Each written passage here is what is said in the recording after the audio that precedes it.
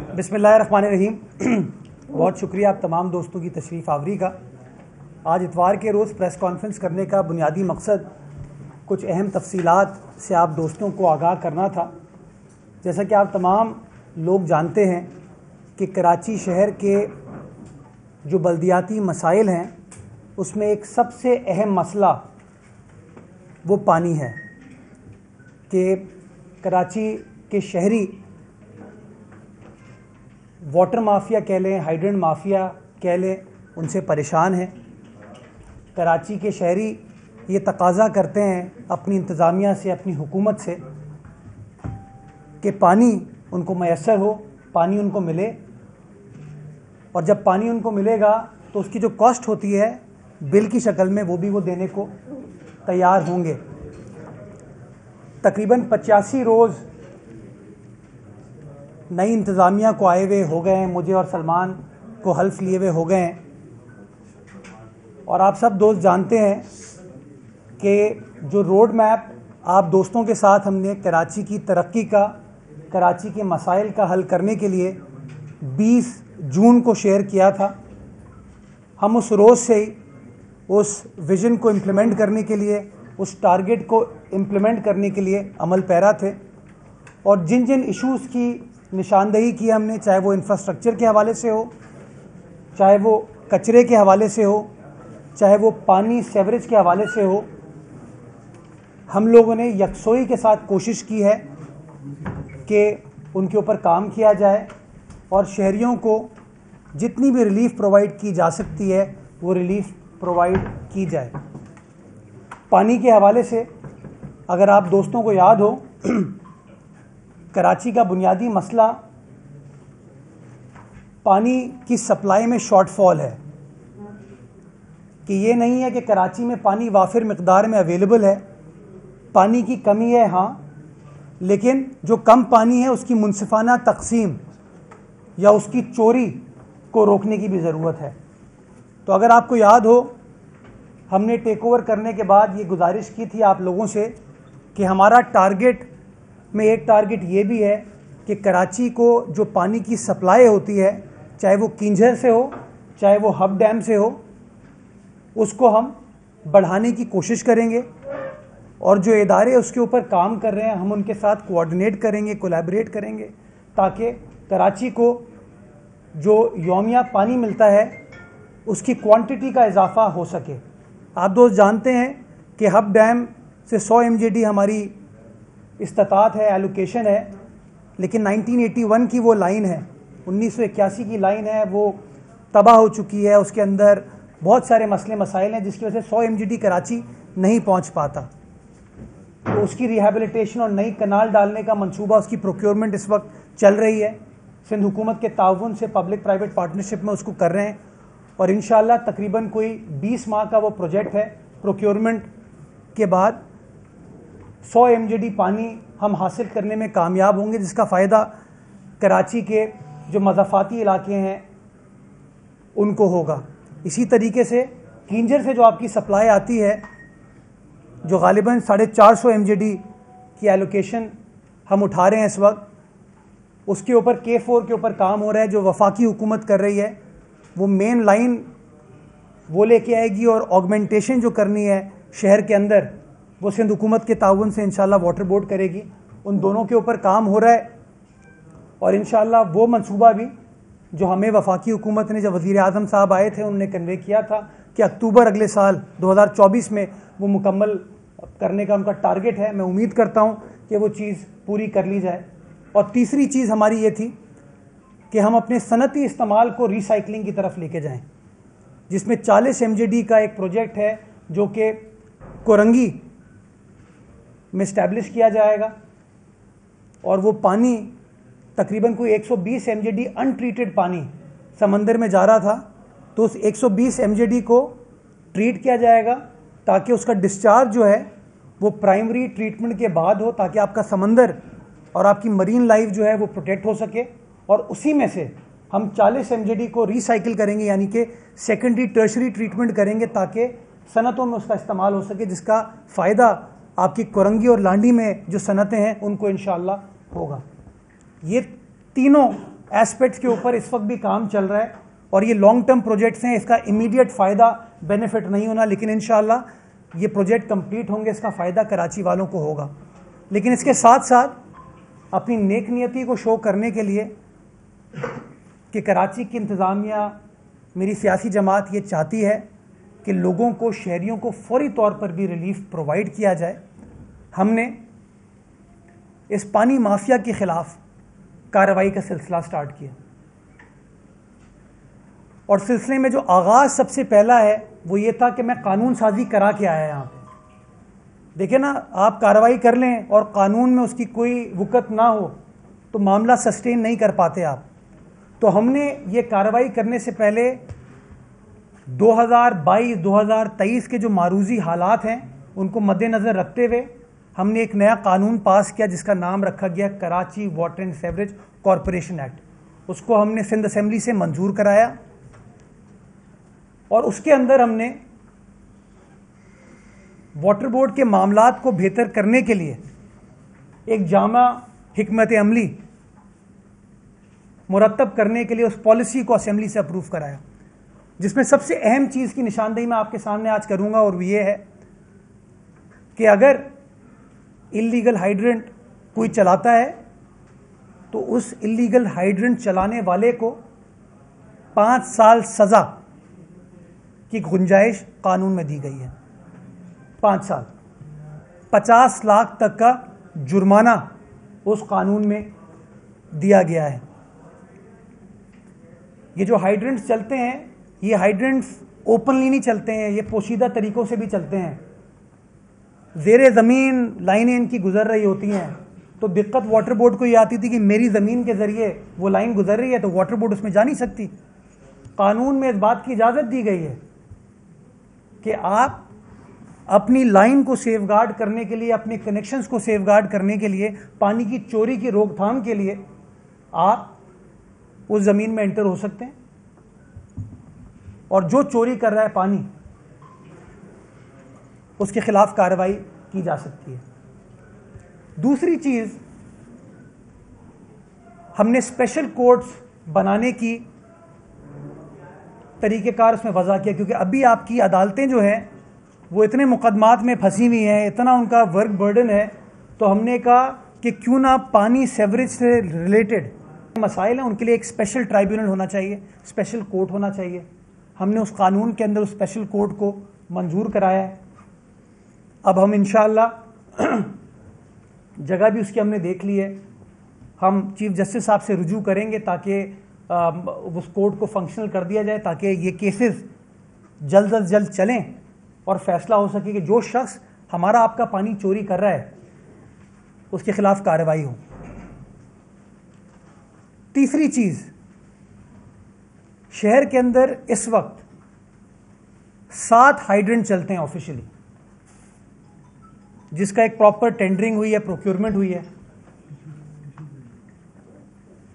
वो 7 हाइड्रेंट्स जो पानी कंज्यूम करते हैं उसका पैसा देते हैं वाटर बोर्ड को, यानी कि वाटर बोर्ड के अकाउंट में वो पैसे आते हैं। हमने फैसला किया कि उन 7 हाइड्रेंट्स कितना पानी कंज्यूम कर रहे हैं, कितना नहीं कर रहे हैं, ये भी तो पता होना चाहिए ना। तो हमने वहाँ पर अब मीटरिंग सिस्टम इंट्रोड्यूस कर रहे हैं, उसके ऑर्डर्स प्लेस कर दिए गए हैं। आइंदा चंद हफ्तों में इंशाअल्लाह वो मीटरिंग सिस्टम इम्पोज कर दिया जाएगा और हमें एग्जैक्टली पता होगा कि कौन सा हाइड्रेंट कितना पानी इस्तेमाल कर रहा है।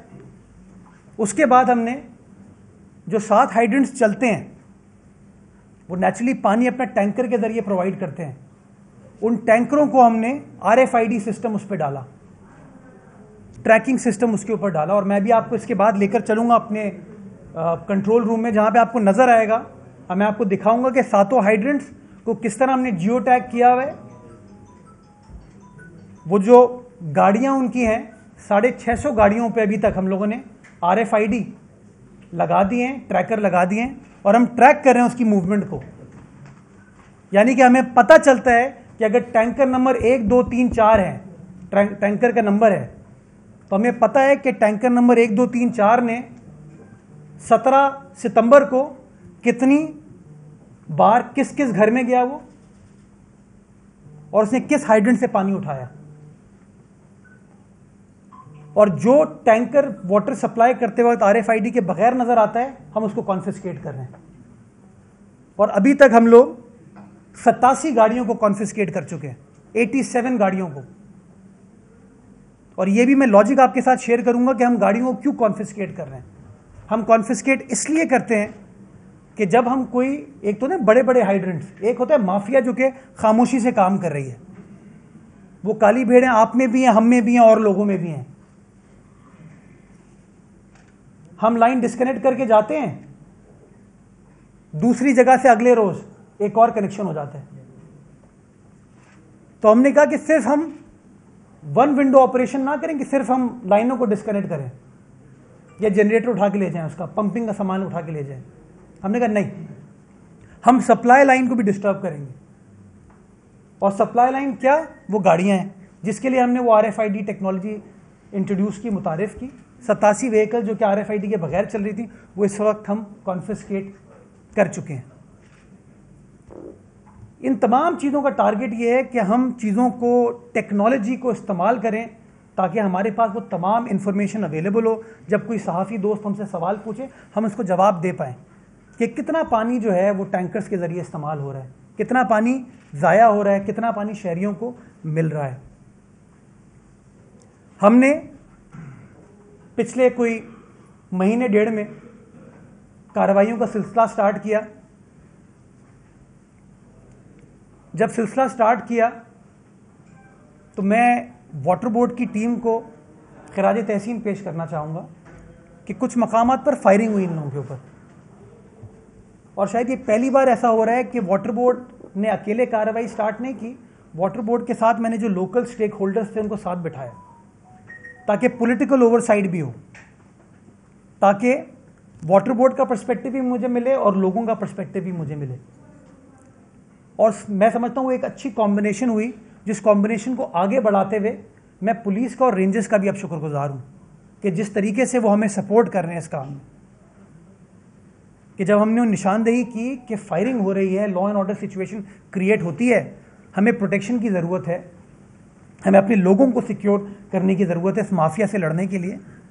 मैं अप्रिशिएट करना चाहूँगा पुलिस को, रेंजर्स को, कानून नाफिज करने वाले इदारों को कि वो हमारे साथ खड़े। उन्होंने कहा बिल्कुल मेयर साहब, हम वाटर बोर्ड के साथ खड़े और हम पानी की चोरी को रोकेंगे, जिसके लिए मैं तहे दिल से इन तीनों लोगों का, तीनों इदारों का, रेंजर्स, पुलिस, वाटर बोर्ड का शुक्रगुजार हूँ कि बोल्ड फैसले में, एग्जीक्यूशन में वो हमारा साथ दे रहे हैं।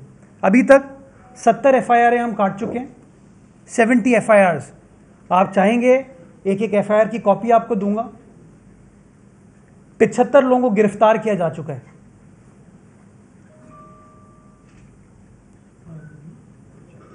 एक मोहतात अंदाजे के मुताबिक, मैंने आपको बताया 7 तो ऑफिशियल हाइड्रेंट हैं, एक मोहतात अंदाजे के मुताबिक जो मुझे फिगर कोट किया जाता है, आप दोस्त भी बताते हैं, वाटर बोर्ड की इंतजामिया भी बताती है, ये 150 से ऊपर हाइड्रेंट इस तरह चल रहे हैं हमारे यहाँ। 75 गिरफ्तार हुए हैं, 70 FIR हैं, 150 से ऊपर इस तरह के हाइड्रेंट है। कुछ बड़े हैं, कुछ छोटे हैं, तरीक़ेकार मुख्तलिफ आजमाते हैं ये, लेकिन हम बिल्कुल क्लियर हैं इसके ऊपर कि हम कार्रवाई करेंगे। हमने कार्रवाई का टारगेट इनिशियली जंजाल गोट को टारगेट बनाया। जंजाल गोट ईस्ट और वेस्ट के संगम पर वाक़े है और मीडिया बार बार रिपोर्ट करती है कि वहाँ पर गैर कानूनी हाइड्रेंट्स मौजूद हैं।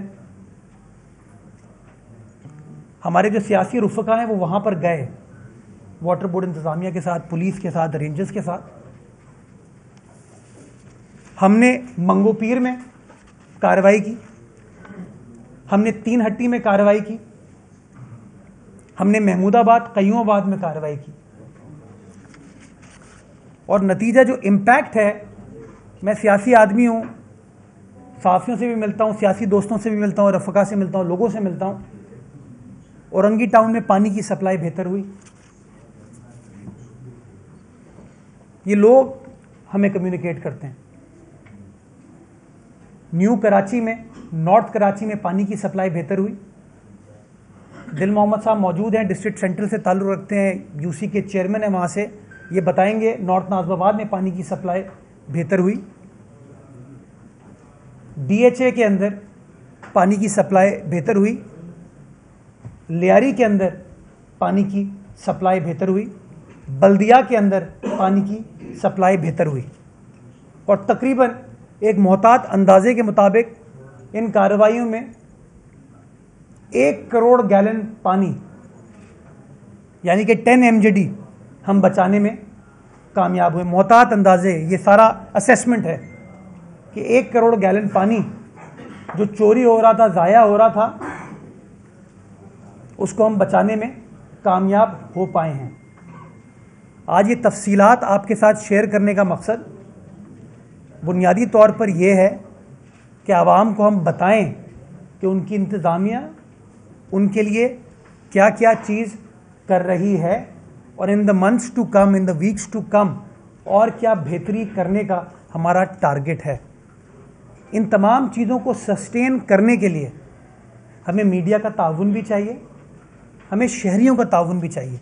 मैं मिसाल आपको देता हूँ कि अब मेरे सामने से कोई टैंकर गुजरता है ना, तो मैं सबसे पहले अपना सर आगे करके चेक करता हूँ उसके ऊपर RFID लगी हुई है कि नहीं।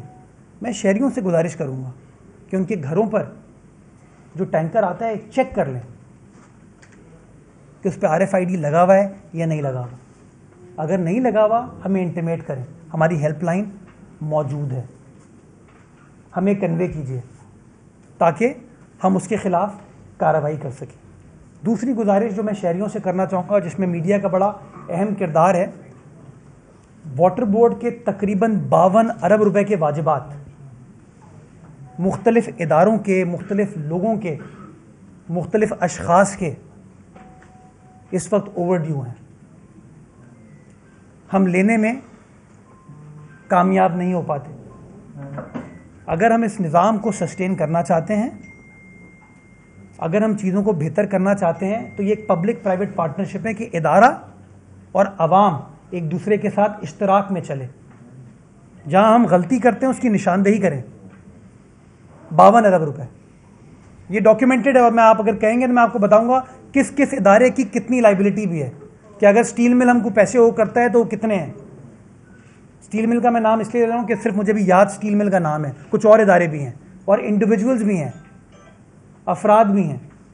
कुछ इदारे हैं जो बहुत अच्छे हैं, प्रॉम्प्ट हैं पेमेंट करने में, कुछ इदारे जो नहीं करते। तो मैं शहरियों का इसमें ताउन मुझे दरकार होगा, मेरी टीम को दरकार होगा इस काम को करने में।